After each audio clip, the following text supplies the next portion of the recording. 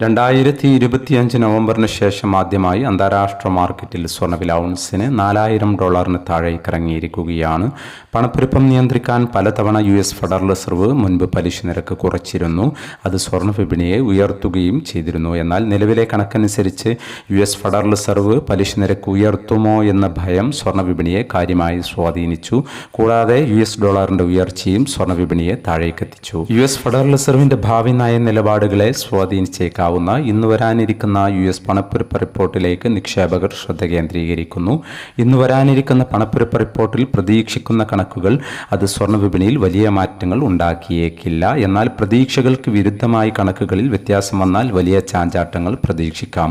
ഇന്നലെ 2 തവണയാണ് സ്വർണ്ണവില പ്രഖ്യാപനമുണ്ടായത്. രണ്ടാം വില പ്രഖ്യാപന സമയത്ത് അന്താരാഷ്ട്ര മാർക്കറ്റിൽ ഔൺസിന് $4,040 പരിധിയിലായിരുന്ന സ്വർണ്ണവില ഇന്നലെ രാത്രി വീഡിയോ ചെയ്യുമ്പോൾ $4,009 പരിധിയിലേക്ക് ഇറങ്ങിയിരുന്നു. എന്നാൽ പിന്നീട് വിപണി വീണ്ടും താഴേക്ക് ഇറങ്ങുകയും ഇന്ന് $3,978 പരിധിയിൽ എത്തി നിൽക്കുകയും ചെയ്യുന്നു. ഇന്നലെ രാത്രി തങ്കവില ഗ്രാമിന് 14,250 രൂപയായിരുന്നു. വൈകി വരുന്ന ഇന്നത്തെ തങ്കവിലയും ഇന്നത്തെ തങ്കവില അടിസ്ഥാനമാക്കി സ്വർണം വിൽക്കുമ്പോൾ ലഭിക്കേണ്ട തുകയും 11 മണിയോടെ കമന്റ് ബോക്സിൽ പിൻ ചെയ്യുന്നതാണ്.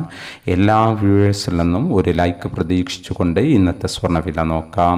ഇന്ന് പവന് 2,040 രൂപ കുറഞ്ഞു. ഇന്ന് 25/6/2026 പവന് 1,02,760, ഗ്രാമിന് 12,845.